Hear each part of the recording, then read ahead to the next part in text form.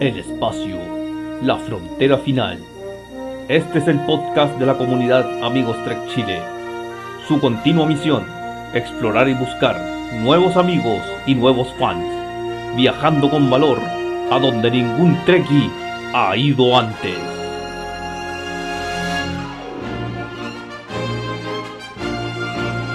Vamos entonces ahora con el tema, con lo que había quedado de la terraformación. Existe demasiado por este tema, así que nos enfocamos en los dos temas principales, que es Marte y Venus. Ahora toca el gemelo malvado de la Tierra. Pero curiosamente han surgido ideas para lograr que Venus se convierta en otra Tierra.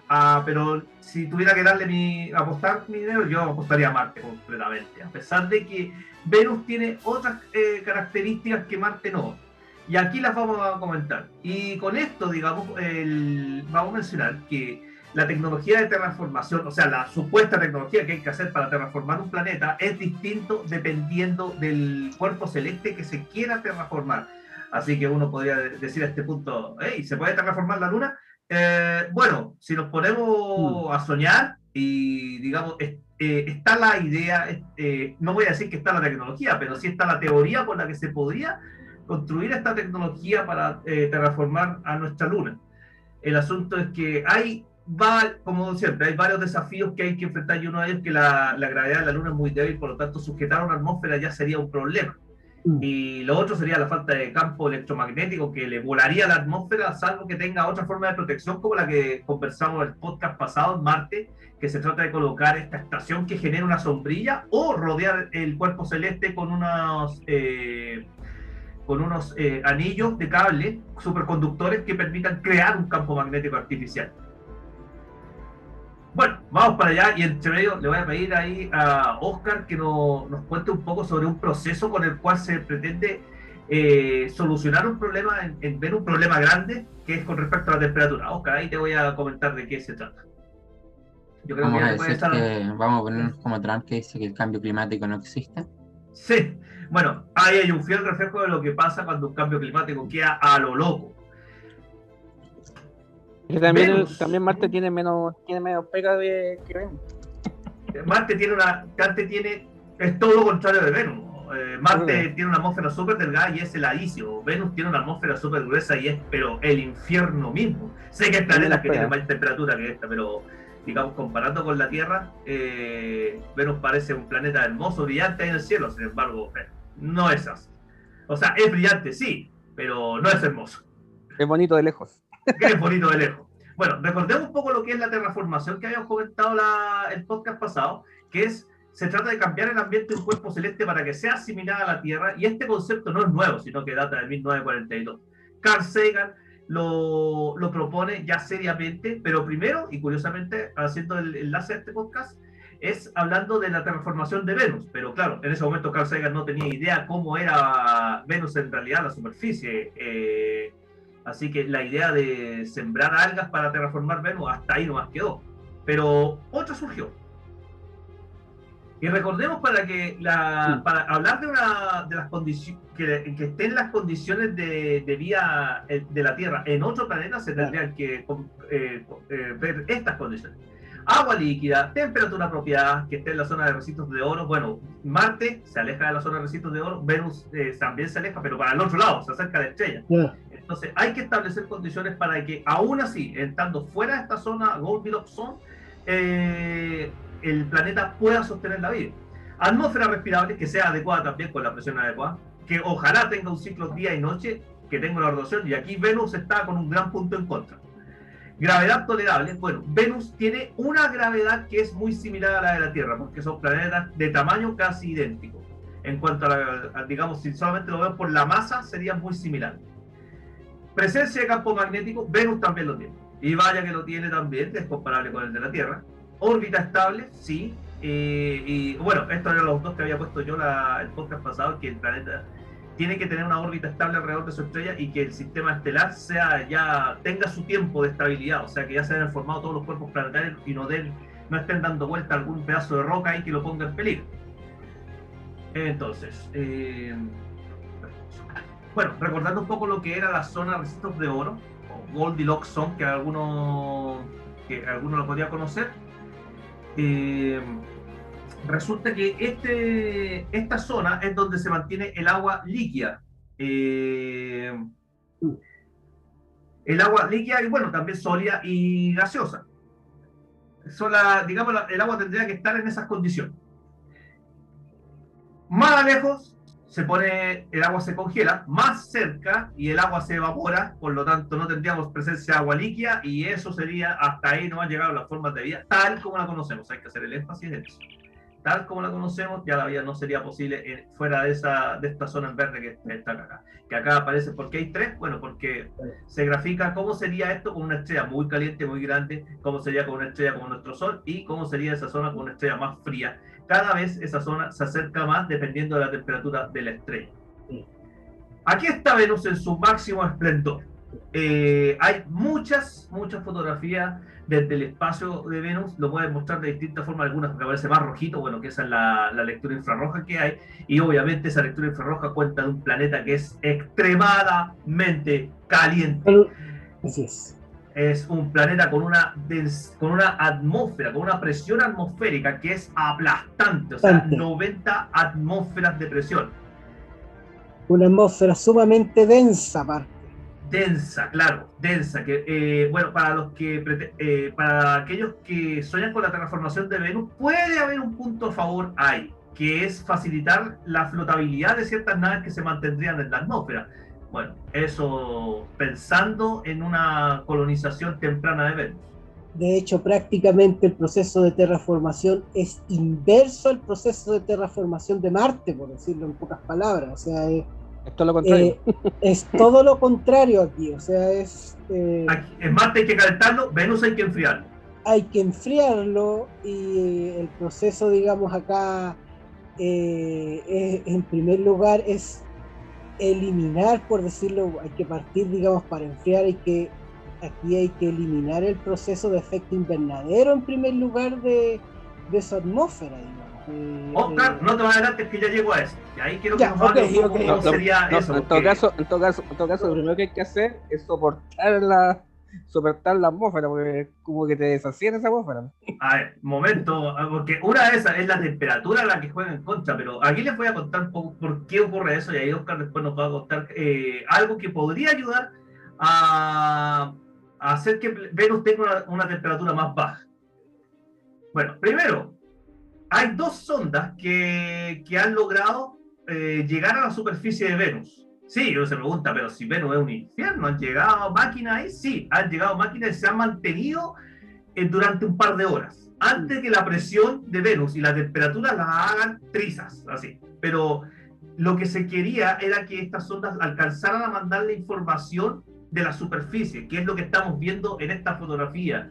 Fíjense cómo se ve. Por cierto, está coloreada artificialmente, las fotos fueron mandadas en blanco y negro. Pero fueron coloreadas artificialmente dado la composición atmosférica que había y se logró llegar a esto de acá. Probablemente si pudiéramos sobrevivir en la superficie de Venus, así lo veríamos. Idea mía, la derecha es una sonda rusa. Yo pienso que es soviética por la foto. Es soviética, de hecho. Es soviética, de hecho, las 2 sondas que han aterrizado son soviéticas, la Venera 9 y la Venera 10. Sí, Venus, igual que esto, yo no lo sabía hasta el momento que lo investigué. Yo pensé que Marte solamente se tragaba la mitad de las sondas que se enviaban para allá. O sea, el hecho que llegaran los rovers y hicieran toda esta investigación, wow, o sea, es admirable, considerando que Marte tiene un historial en que varias sondas han simplemente fallado cuando se acercan, no llegan, no se estrellan. Bueno, en Venus ha ocurrido algo similar. La diferencia con Marte que con Venus, que Marte se estrella en la sonda. Acá no soporta. Esa es la única diferencia. O sea, bueno, tengo constancia de que sí han llegado a la superficie, pero han llegado destruidas, obviamente. Por eso te digo, o sea. Al menos en Marte logran llegar los restos, pero acá se desintegran completamente. Y Venera 9 y 10 han marcado hitos porque han logrado llegar a la superficie y enviar la información antes de que sean destruidas por las condiciones ambientales que hay en Venus. O sea, si esto le hace a una máquina, imagínense lo que le haría a una persona. Son condiciones infernales. lluvias de ácido sulfúrico, una atmósfera, como decíamos antes, 90% más pesada que la atmósfera terrestre.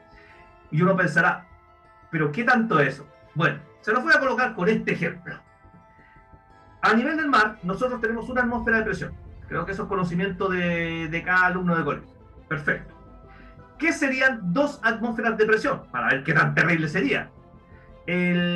No sé si podríamos llegar a ejemplificarlo, pero yo creo que más de alguno de nosotros, y más de alguno de nuestros auditores, ha tenido la oportunidad de sumergirse en una piscina con más de 2 metros de profundidad. Y si lo ha hecho, ya habrá sentido cómo molestan los oídos. Si está el caso, les digo que esa profundidad equivale a 1,2 atmósferas. Apenas 1,2 atmósferas, y nótese lo que ya es capaz de hacer en los oídos. 90 atmósferas, ¿qué creen que puede hacer?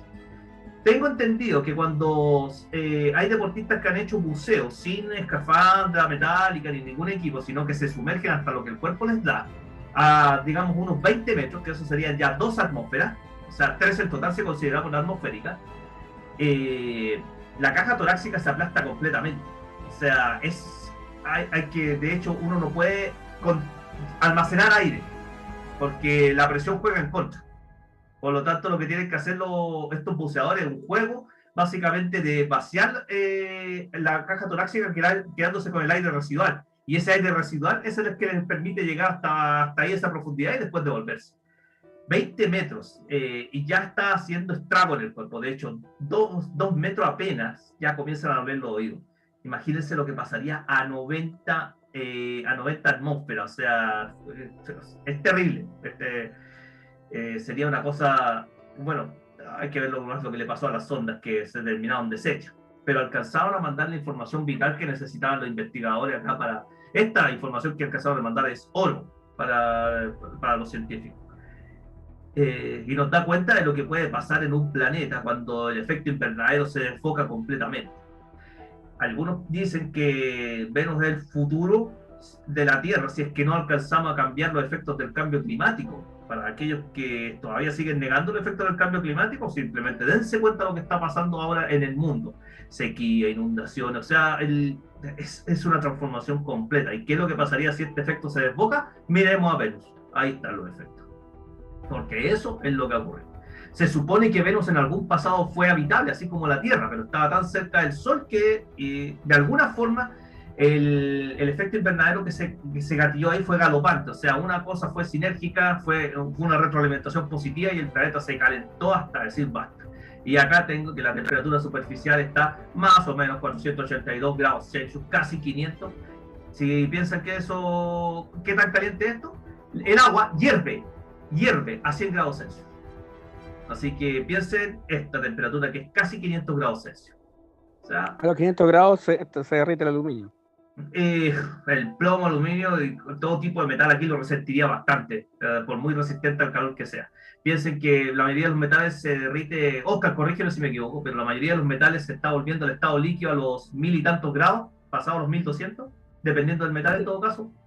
Sí, depende, así que, bueno, más o menos 1100 aproximadamente si consideramos un refractario aproximadamente. Ya, pero un metal sometido a esa temperatura igualmente se estresaría. Sí. Igual estaría fatigando el material. Sí. A los 1100 grados se derrite el hierro. Sí, aproximadamente. Ya, claro, pero, o sea, es distinto tener una estructura de hierro. 1200 grados es la temperatura de ruptura, más o menos 600 grados, o se rompe aproximadamente un enlace simple, y ya más o menos a 1200 ya empieza ya a tener ruptura de triple enlace. Wow, estos triple enlaces son los firmes. Sí. Rotación de 243 días hacia el oeste, o sea, aparte de que rota el planeta, es el único que rota, al contrario, el disco este de acá. Venus rota hacia el oeste, todos los planetas rotan hacia el este. Este se demora 243 días, o sea, prácticamente se mantiene fijo, como la luna en ese caso. El día dura más que el año, de hecho. El año, tengo entendido que son 220 y tantos días, y la rotación en sí del planeta Venus se demora mucho más. Presión de 92 atmósferas y se le ha visto que tiene una alta actividad volcánica. Y esta infografía que está acá al lado muestra la presión en bares que existe en el planeta en la superficie. Ahí estamos los 90 bares, que son 90 atmósferas.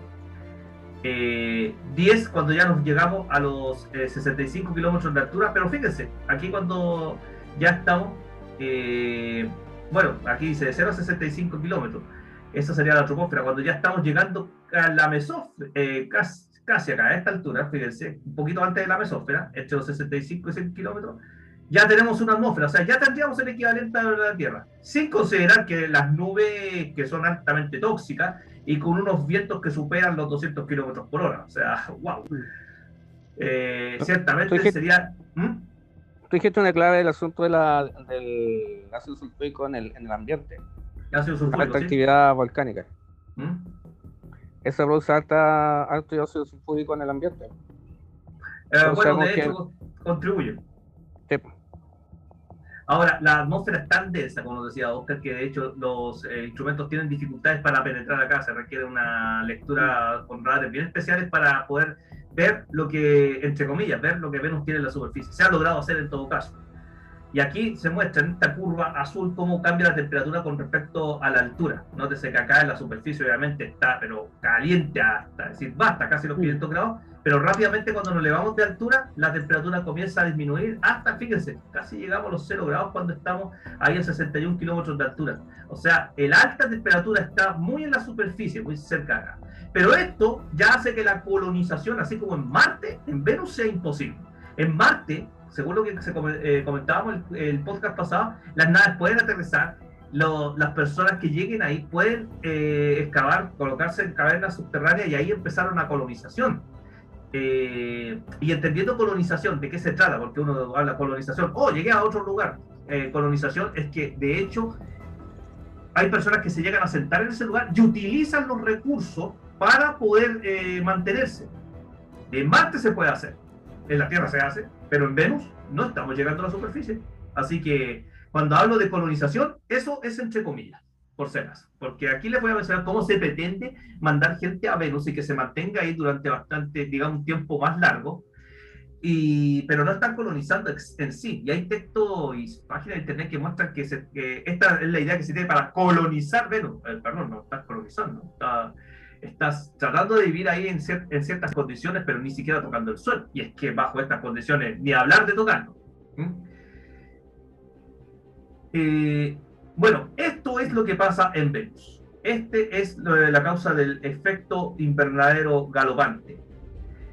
La densa atmósfera logra reflejar 80% de la radiación solar. Y uno diría, pero ¿no se supone que debería penetrar? Momento.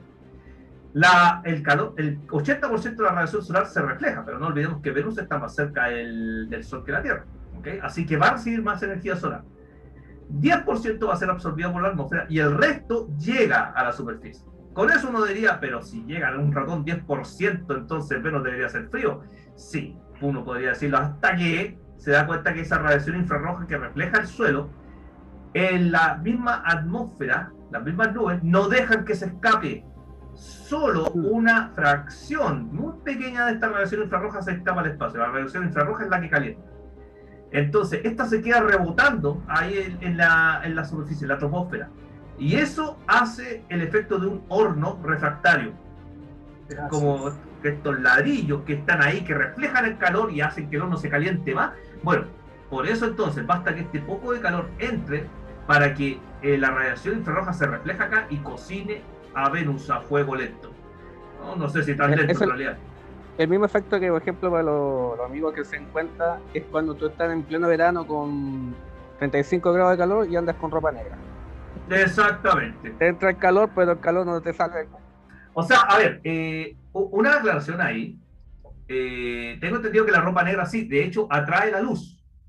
Pero al atraer la luz puede crear una diferencia de temperatura favoreciendo, dependiendo de la ropa, sí. Si es una ropa holgada, como la que tiene la gente que vive ahí en Medio Oriente, crea ciertas corrientes de aire que permiten mantener una sensación fresca. O sea, la ropa oscura que uno diría, pero ¿cómo vas a usar ropa oscura en pleno sol? Sí, pero es que cuando es holgada, esa ropa oscura se calienta y crea corrientes de aire ascendente. Claro, o sea, por eso dije, dependiendo de la ropa. Crea corrientes de aire ascendente que logran mantener más fresco a la persona que vistiendo ropas claras que reflejan toda la luz del sol. pero todo ese pequeño calor que se queda ahí se va quedando, se va quedando, se va quedando. Eso es lo que tenía entendido. Bueno, así que colonizar Venus, wow, por eso dije, ha puesto mi dinero a Marte, porque colonizar Venus sería otra historia. Entonces, lo primero que habría que hacer es deshacerse de esta cantidad de CO2 gigante que hay ahí para lograr enfriar el planeta. Oscar, aquí te doy la pasada. Tú conoces obviamente lo que es la reacción de Bosch, ¿no es cierto? ¿Cuál me dijiste? La reacción de Bosch, donde se hace reaccionar carbono con hidrógeno. Para formar metano. Para formar metano. Ese es uno de los productos, tengo entendido, por una parte lo que había leído era que tú haces reaccionar CO2 con hidrógeno para formar carbono sólido, que es lo que se pretende, y agua. No sé qué tanto conoces tú la reacción de Bosch. Yo conocía la que era para formar metanol. Ya, conversan un poco de esa, de ahí me meto un poco yo con la de Bosch. Si estuviera en tus manos y dijeras, ya, ok, tenemos que eliminar el CO2, bajarla lo más posible, y tuviéramos recursos grandes, ¿qué dirías tú como para sacar el CO2 de ahí de la atmósfera? ¿Cuál sería tu idea? A ver, uno de los procesos que supuestamente estaba en estudio era primero, digamos, utilizar algas, digamos, para que bajaran, digamos, la concentración de dióxido de carbono,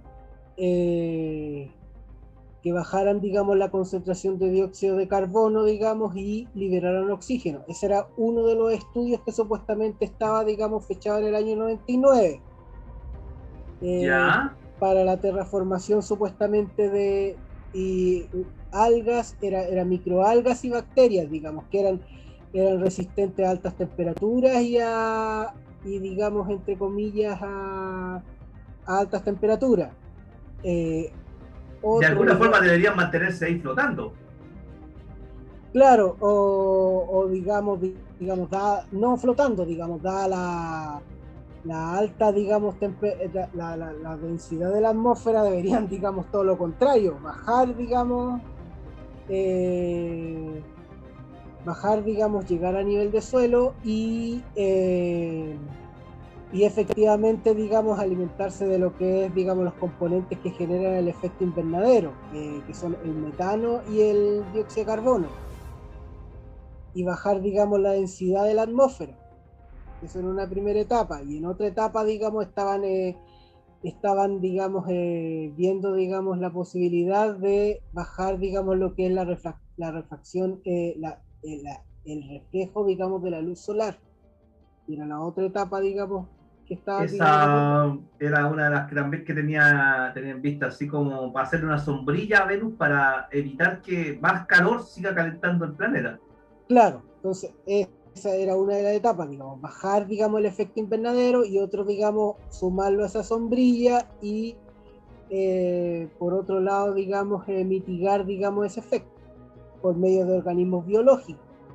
Ahora, digamos, hay digamos, soluciones químicas, pero las soluciones químicas, digamos, lo que pasa es que cuando tú, digamos, en términos, ahora, digamos, vamos a utilizar, digamos, no me gusta, digamos, hablar de este término, pero económicamente siempre es más económico, digamos, lo biológico a lo químico, digamos.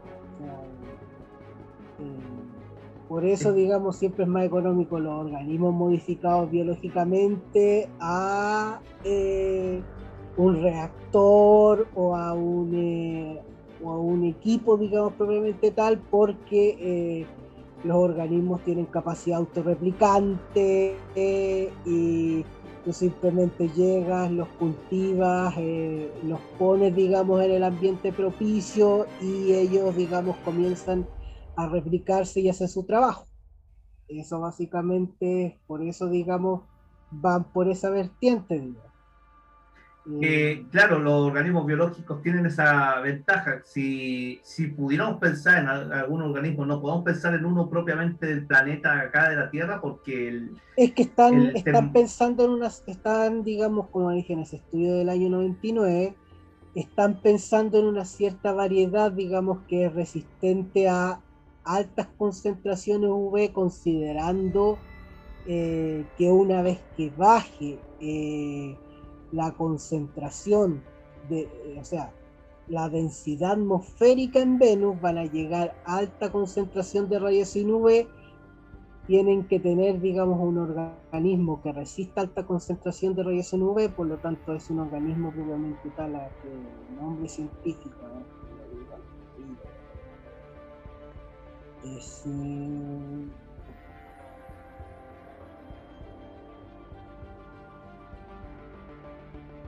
por ejemplo, son organismos modificados como el Deinococcus radiodurans. Pero que ese no lo conocía yo al Thermophilus, que es una bacteria que puede resistir hasta casi cerca del punto de ebullición. O sea, de hecho vive lo que dice. Claro, de hecho hay organismos, digamos, que viven en el interior de volcanes que están, digamos, pensados y que están digamos, también por esa vertiente, porque resisten atmósferas con altas concentraciones de ácido sulfúrico, que podrían, digamos, modificarlos genéticamente, junto, digamos, por estos organismos basados en el que te dije, digamos, que son resistentes a altas concentraciones de radiación UV, y ahí los ingenieros genéticos, digamos, simplemente mezclan, digamos, las características genéticas del organismo, digamos, que le acomoda para adquirir la propiedad que propiamente tal le resulta conveniente, digamos. La resistencia a la radiación UV versus la resistencia a organismos con altas concentraciones de ácido, altas concentraciones de metanol, y así propiamente tal van haciendo un lego de las características genéticas que propiamente tal les resultan convenientes. Bueno, debo decirte que como bioquímico, en realidad la genética puede hacer algunas cosas, pero que haya una estructura biológica que pueda resistir, ahí sí, de buena primera, las condiciones que existen en Venus, no tenemos, yo por lo menos no conozco uno que pueda resistir eso de ahí. Hay bacterias que son extremófilas, sí, pero bajo esas condiciones. Es que hay un organismo, por ejemplo, que hay aquí no sé si sabes, pero hay acá,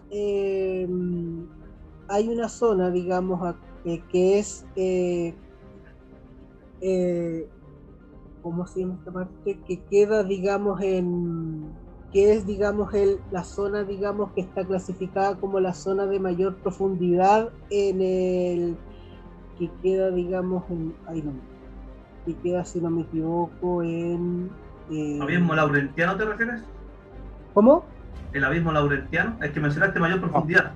Sí. No, la mayor profundidad que hay en la Tierra está en las Marianas. Por eso las Marianas. ¿Cuál es el abismo Laurentiano? No, claro, Laurentiano está en el Atlántico.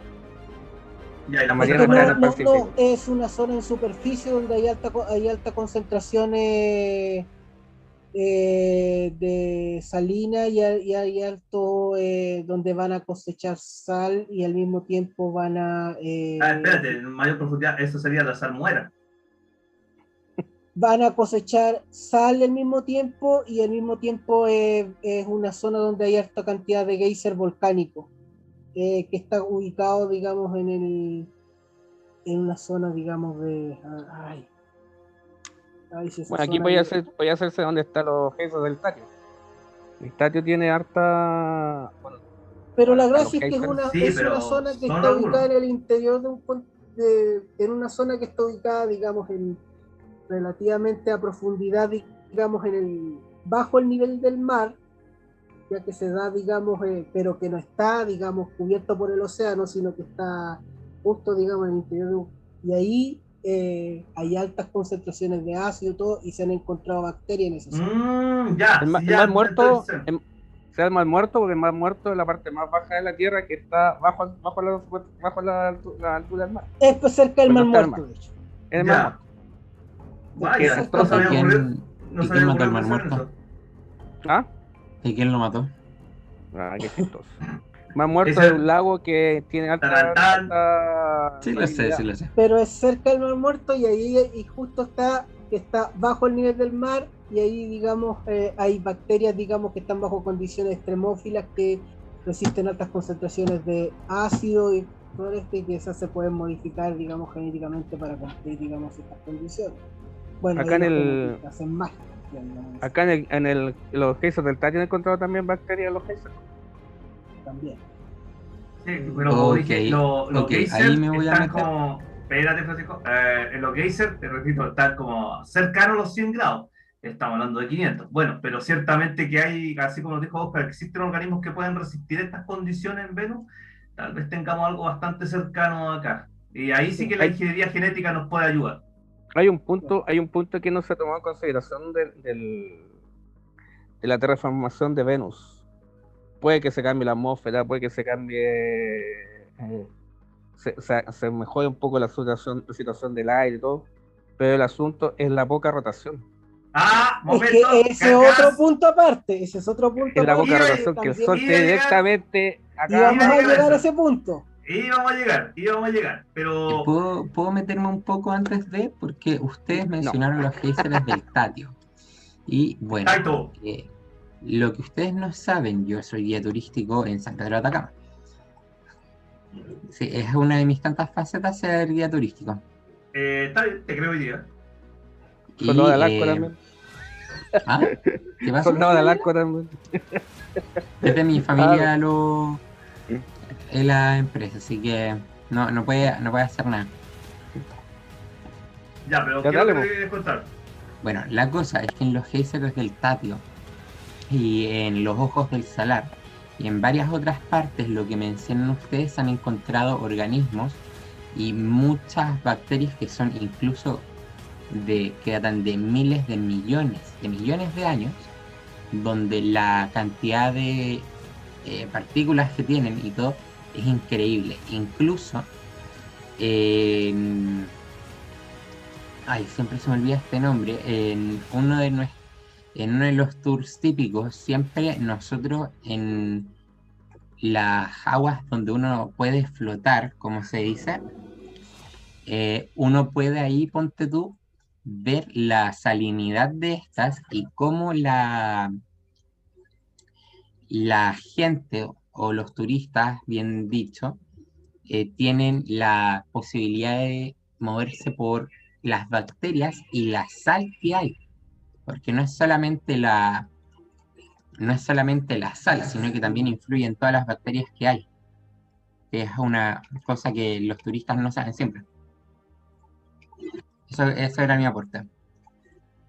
De eso sí que no tenía idea. O sea, sabía que la sal es la que hace flotar a una persona, la tenemos en el Mar Muerto, de hecho, pero la cantidad de bacterias no lo sabía. Sí, también influye en esos salares. Sí, yo había escuchado algo de eso.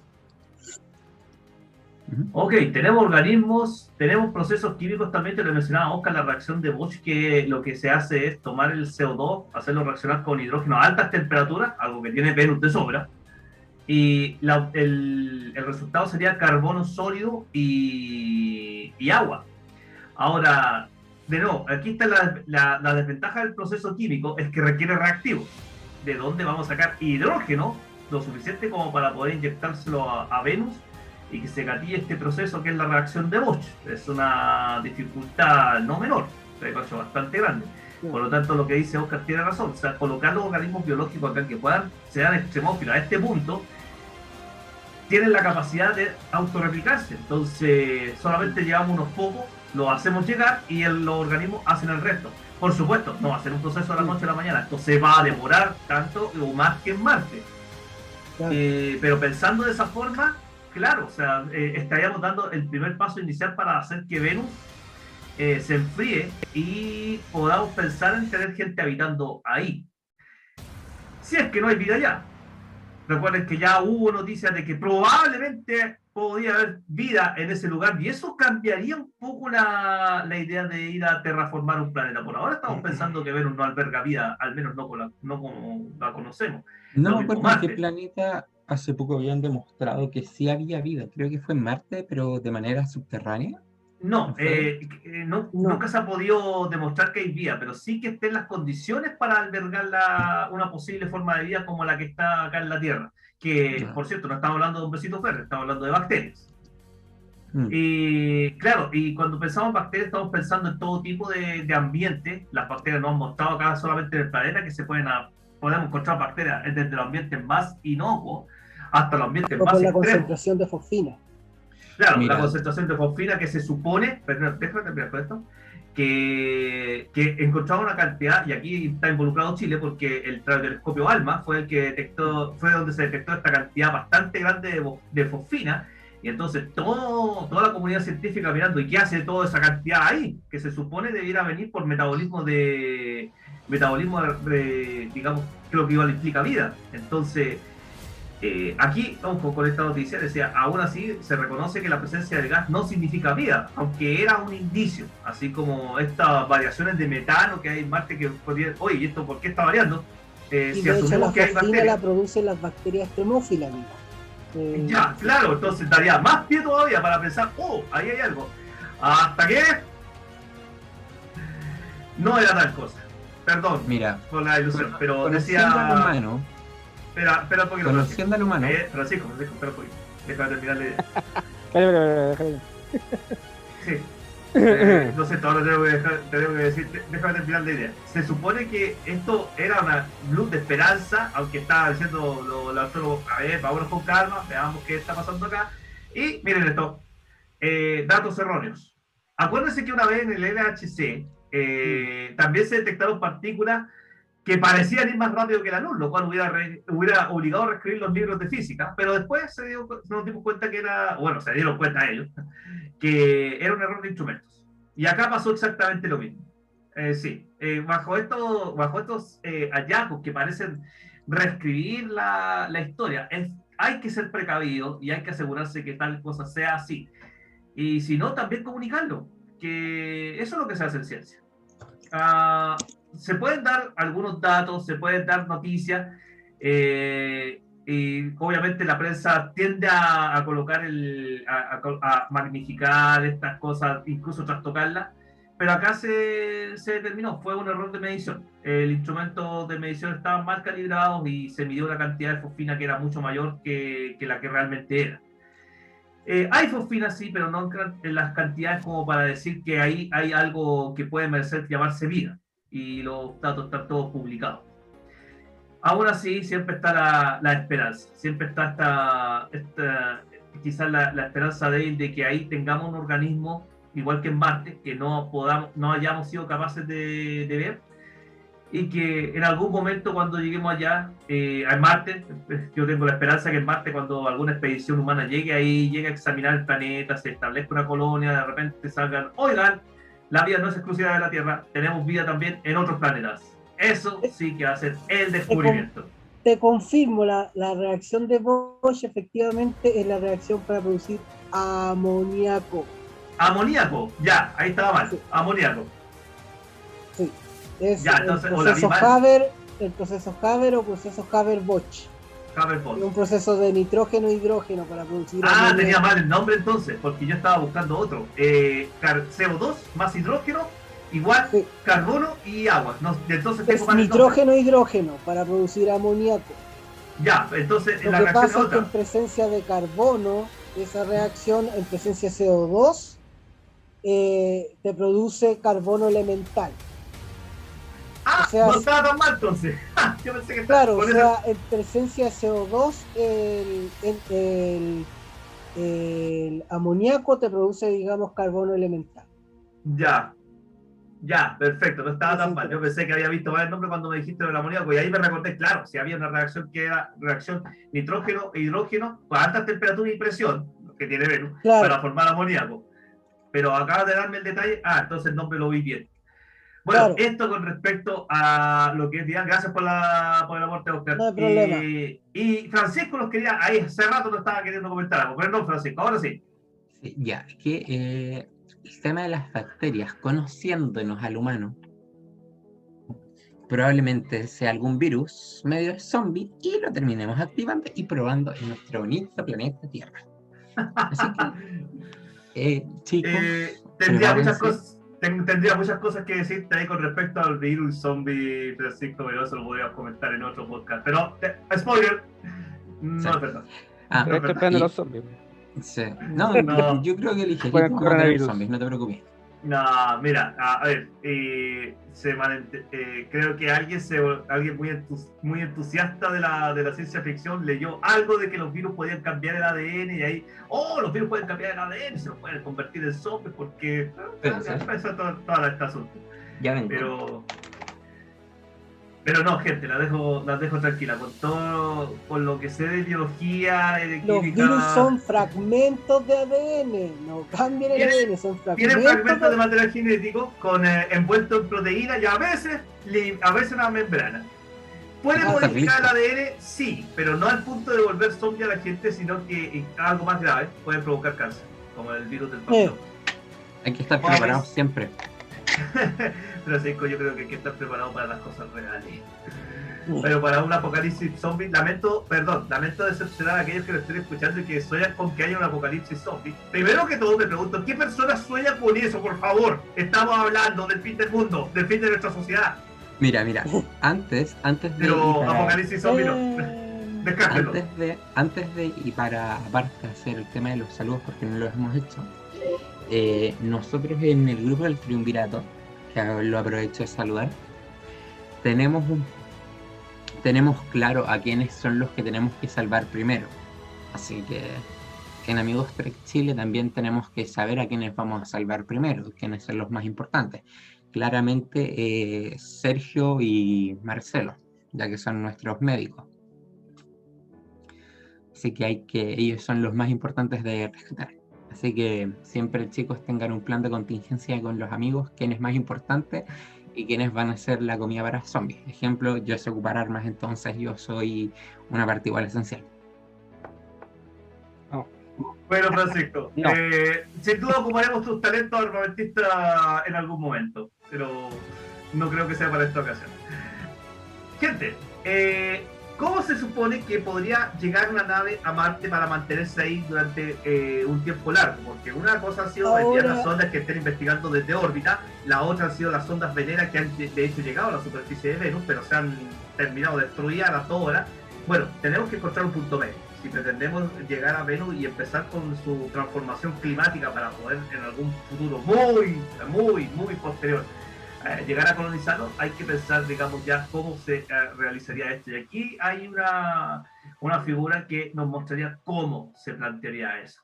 Si logramos enviar una nave de estas características, esta nave usaría la densidad atmosférica para ir frenando mucho más rápido como que lo hace acá en la Tierra, y esto se desplegaría un dirigible que se mantendría flotando en la atmósfera, como lo cual ya habíamos mencionado en una imagen anterior, de que cerca de la estratosfera ya estaría una condición de una atmósfera y una temperatura tolerable para que haya personas que puedan estar habitando esta cabina.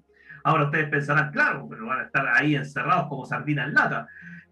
Nunca hablamos de que esto fuera para quedarse a vivir durante mucho tiempo, sino mandar personas, digamos, operar los instrumentos, y después se plantea que desde esta nave que está en, digamos, suborbital, pueda despegar desde ahí nuevamente una nave más pequeña que ponga a los astronautas en órbita para devolvernos a casa. Sé que este plan suena bastante simple y hay un montón de detalles técnicos que solucionar, pero en grueso esta sería la idea para mandar gente a Venus a que pudiera estar en persona manejando ciertos instrumentos, haciendo mediciones y ver la posibilidad de que haya gente viviendo ahí. Y luego estaríamos pensando en esto de acá, en la cual se planea colocar estas verdaderas ciudades flotantes que no están hechas con este material reflectante porque sí. La función que tiene esto es empezar ya a disminuir la radiación solar que llega hacia la superficie del planeta. Sé que estas parecen muy poquito, ya sería el inicio de una estructura aérea que se mantenga ahí permanentemente, habitada por gente, y la idea es ir agrandando más y más y más, colocando más de estas estructuras para que finalmente estén reflejando la radiación solar y de esta forma pueda brindar una especie de sombra para que el planeta se vaya enfriando. El proceso en sí va a tomar muchísimo tiempo, eso sí, pero todo gran viaje comienza con el primer paso. Y aquí hay otra figura más que nos plantearía cómo se mantendrían estas naves suborbitales, porque ni hablar de colonizar Venus tal como se pretende colonizar Marte. O sea, si se quiere hacer eso, hay que transformar primero la atmósfera del planeta para evitar que este calor sea tan abrasador y aún así, digamos, esto se va a demorar, se pretende hacer, se va a demorar. Y de esa forma, digamos, pretender que haya personas que puedan llegar a la superficie y empezar ahora sí con una colonización como tal. Son ideas que parecen muy de ciencia ficción, pero si uno lleva las tecnologías que existen ahora al límite y tal vez un poquito más allá, no sería tan descabellado pensar en algo así. No estamos hablando de naves que desafían la gravedad porque sí, con tecnologías que todavía no se han inventado. Si ustedes piensan, esta tecnología de los dirigibles es sumamente antigua. Entonces es posible. La tecnología de aprovechar el sol como fuente de energía está ya con nosotros, ha estado un buen tiempo con nosotros. Entonces, hay detalles técnicos, obviamente, que solventar. Los costos también están implícitos en esto todo el tiempo. Y la velocidad del viento, gracias Oscar. La velocidad del viento sería un factor crucial acá. Pero estamos hablando de tecnologías que ya existen, no estamos hablando de una tecnología muy novedosa, no estamos hablando de una nave de un motor de curvatura ni de un motor de antimateria, no, estamos hablando de tecnologías que actualmente están. Y sí, es cierto, estamos llevando todas las tecnologías que existen, pero al límite máximo de los que nos podrían dar. Sí, es incluso correcto, podrían ser módulos interconectados como la estación espacial. Aquí se muestra algo de eso. Aquí podríamos decir que estos módulos están interconectados así como lo hace la estación espacial. Pero digamos que de estos sueños es como surgen maravillas en las cuales en los años por venir la gente podrá digamos disfrutar de los beneficios que esto pueda otorgar. Estamos pensando que ya tendríamos otra biosfera más. O sea, si estamos pensando en Marte a futuro y con las tecnologías que se puedan desarrollar para colonizar Marte, bien podría aplicarse de alguna forma inversa a Venus, pero de alguna parte hay que desarrollarla. Y considerando que la Tierra, aún así, estando idealmente sin cambio climático ni nada de eso, estando, digamos, en las condiciones ideales, el planeta es vulnerable y este es el único hogar que tenemos. Así que como especie, es bueno pensar expandir nuestro lugar en el universo. No es una cosa ya de ciencia ficción, es una cosa ya de necesidad. O sea, si ocurriera algo en este planeta, ahora seríamos la única especie en la historia que conocemos que estaría consciente de su extinción, pero si nos logramos expandir, si bien no todas las personas, la especie humana y probablemente muchas especies de este planeta podrían salvarse y continuar. Esa es la idea. Ahora dejo un tema, digamos, para pensar, las implicancias éticas de la terraformación. Si por ese motivo se aplica, digamos, terraformación en un planeta que tuviera vida previamente y se efectúa daño en un planeta que tuviera vida previamente, y aquí, digamos, lo cruzo, digamos, con Star Trek en el sentido de la ¿A los efectos Génesis? Creo que estamos completamente de acuerdo en que para pretender colonizar un planeta, si tuviéramos todos los recursos para eso, o ya queremos comenzar con eso, una de las primeras cosas que se va a hacer es determinar si el planeta realmente está estéril o si hay alguna forma de vida que se tenga que rescatar, porque, o sea, estamos hablando de vamos a llegar a otro territorio, vamos a llegar a un planeta que no es el nuestro y probablemente ya hay una forma de vida ahí. Hablemos de Marte, hablemos de Venus, si hay formas de vida, obviamente no va a ser cosa de llegar y convertir el planeta en algo que nos guste a nosotros, ¿sí? Pero estamos terminando con una vida que es indígena ahí, que ha evolucionado y que ha sobrevivido de alguna manera. Eso sería un verdadero crimen. O si hay una forma de vida en estado de latencia. Eso, aunque sea tema ya para la ficción, sí podríamos pensar, no sé, cavando en Marte, de repente nos encontramos con que las cavernas no eran solamente cavernas, No sino necesariamente, que porque por ejemplo tenemos el caso de los desiertos del norte, que bajo ciertas condiciones el desierto florido, por ejemplo. Y de todas formas eso no sería tan descabellado considerando que Marte se mantiene helado. Entonces pensar que ha actuado como una forma de criogénesis Claro, no se ha demostrado, pero quién sabe. claro. Suponiendo que en alguno de estos planetas, digamos, terraformables, hubiera, digamos, bajo ciertas condiciones, formas de vida que estuviesen en estado de latencia, empezáramos a terraformar y ahí justo esa forma de vida que está en estado de latencia saliera del estado de latencia. Se libera algo que no queríamos. Claro, Exacto. y fuera, no, y el encuentro entre esas formas de vida que han estado en estado de latencia y el ser humano, La cosa. claro, y que fuera hostil, que sería el peor de los casos. Sí, imagínate con los virus que están apareciendo, que están apareciendo con el derretimiento de la Antártica. Imagínate ir a otro planeta contra otra cosa en otro planeta. Bueno, debo decir que el conocimiento que tenemos sobre la superficie del planeta, yendo a Marte, porque es de la única parte, digamos, que hemos logrado traer muestras, salvo la Luna también, pero no se ha encontrado ninguna cosa tan así como posible entidad biológica, hablamos de entidad biológica. De Marte sí también se han logrado traer muestras de vuelta acá a la Tierra y no se han encontrado entidades biológicas, pero la cantidad de muestras que hemos traído es poquísima. Igual que también las teorías que dicen que puede que haya vida, entre comillas, así como bacterias en Io o en Ganímedes, que son Claro. Io, que es una luna completamente volcánica, Ganímedes, que es una luna completamente de hielo. O sea, se está hablando que bajo el hielo podría ser, y ahí yo creo que sería más posible porque ese hielo sí que actuaría como una protección para las formas de vida acuáticas que puedan estar ahí debajo de esa capa de hielo, pensando de que sí, efectivamente hay líquido debajo. Por ahora, lo único que han detectado las sondas ha sido hielo, pero debajo del Claro, y hielo... considerando también que en Marte está formado con una costra, digamos, de los polos de agua y hielo seco también. También. Bueno, si queremos especular, podríamos especular de muchas cosas. Por ahora, yo digo, quedémonos con la evidencia que tenemos y ojalá que cuando lleguen misiones tripuladas ahí puedan encontrar, yo insisto, o sea, me gustaría que pudieran decir, oigan, encontramos vida en Marte, una vida que no es autóctona del planeta. Y obviamente que se tomen los recuerdos para preservar esa forma de vida, porque quién sabe qué cosas más nos podría enseñar. Claro, que hubiera, digamos, un proceso biológico, químico que acá no se conoce y que fuera, digamos, de utilidad para... Y el hecho de que pueda sobrevivir bajo esas condiciones, o sea, sería totalmente novedoso. No sé si te acordás de la película Apolo 18, ¿la viste? Sí, sí la vi, pero esas cosas así que se veían, wow, no. Las arañitas.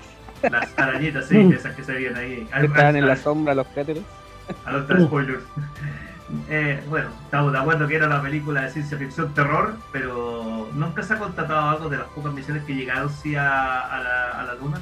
Y ahora que se planea ir de vuelta a la Luna, ya era hora, digo yo, hasta ahora no ha habido algo que sea remotamente considerado como vida.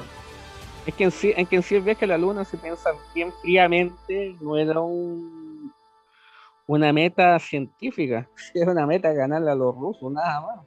Llegaron a la Luna y chao. Yo digo, otras misiones rusos, que fueron...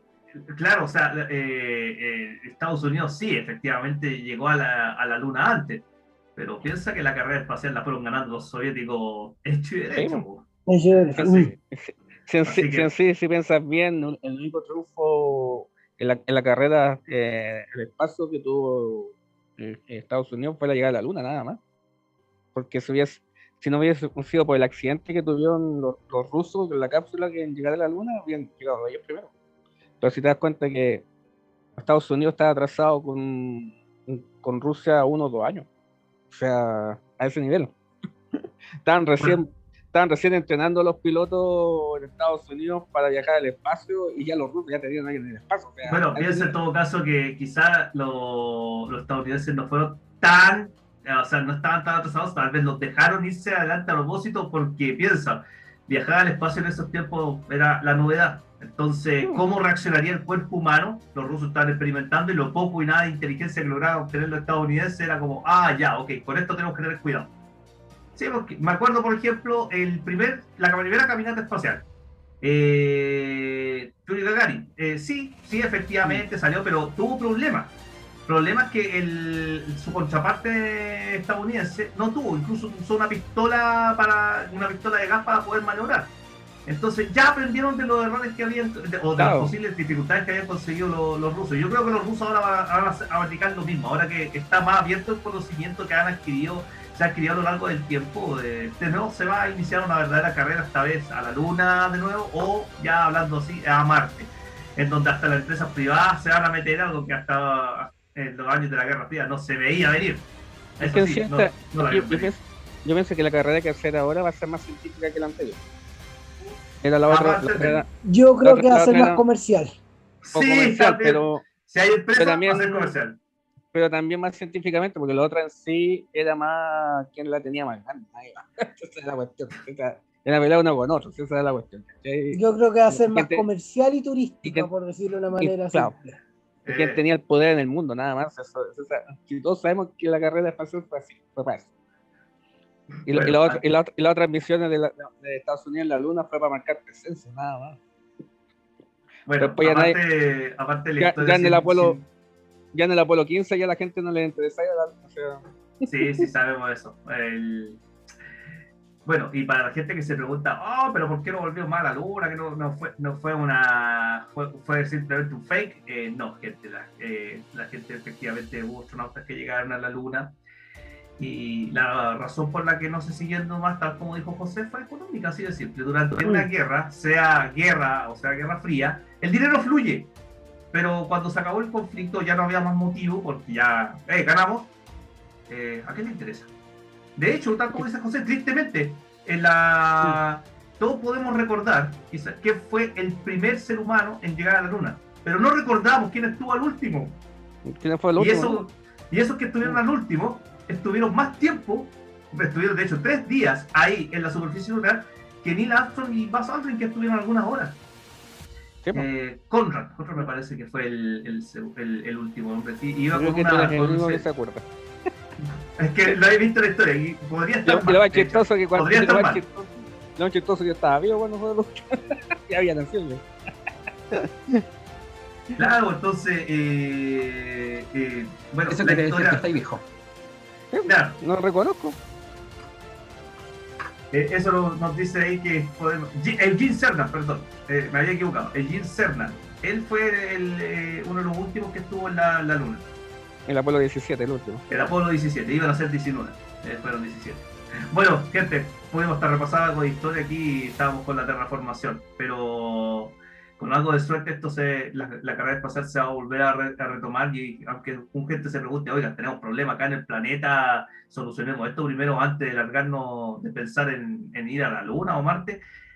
Las tecnologías que se desarrollan en la carrera espacial son aplicables acá al planeta, y las tecnologías que se desarrollen para colonizar otros planetas bien podrían servirnos para mitigar el efecto del cambio climático acá. Así que se siga desarrollando la carrera espacial porque es bueno. Creo que había que mandar saludos al respecto. Mandemos saludos a todos los que nos ven. Esto, Marca bien propiedad. Y sobre todo las tecnologías utilizadas para producir energía en esos planetas son aplicadas también irónicamente, para transmitir energía para acá. También. Hay que pensar una cosa que mirar el lado bueno de las cosas, que todos los grandes avances vienen de una guerra. Tristemente, pero es verdad. Mucha tecnología que se desarrolla se produce durante la guerra, y después, para bien o para mal, las tecnologías ahí quedan. Viene solamente la tecnología de la bomba atómica. O sea, después no solamente eso, en todo sentido, inclusive hasta en la medicina. También. Ese es el paradigma que se tiene que cambiar. Exacto, lo que pasa es que el hombre usa todo su sapiencia para ser mejor. Increíblemente, en una guerra, la sapiencia del hombre trata de ser el mejor. Y es cuando surgen los grandes ingenieros, los grandes médicos, todo. Por Excepto el los políticos. miedo. Por el miedo. Excepto los políticos, que los políticos son los que no meten en esos problemas. Por el miedo a otros hombres. Exacto. Pues, chicos, saludemos a nuestros amigos que nos ven todas las semanas, a Amigos Trek Chile, a Frix ahí, ojalá que se conecten nuevo, a Fase 2, a la Federación Iberoamérica de Star Trek, Triunvirato, a Remeras Rojas, Legión, Star Trek Online en Argentina, bueno, y todo el grupo, todos los que nos ven, a todos nuestros amigos. Tenemos harto en la cabora. Sí, hay harto. Debe hacer un listado ahí con todos los amigos. Sí, en la cabora. Así que, chicos, no se sientan si es que no los saludamos, no es que eso, es que son muchos ya. Sí, pues eso es bueno. Y suscríbanse al canal si no lo han hecho. Listado, lo que podemos hacer, si está la posibilidad algún día, hacer una conexión contado con un representante de cada grupo, para que lo vayamos conociendo. A la larga aquí vamos a dejar una sección así como robando crédito al final, saludos y va a empezar a aparecer. Claro, sí. Ahí va a ser así la lista. No así en diagonal, porque es de otro lado. Así, de abajo hacia arriba, no en diagonal. No como yéndose. Claro. Bueno, chicos, se nos arregló bastante. Marcelo tuvo que retirarse antes, así que un gusto. Larga vida y prosperidad. Gustazo, cuídense. Nos estaremos viendo. Chao, chao.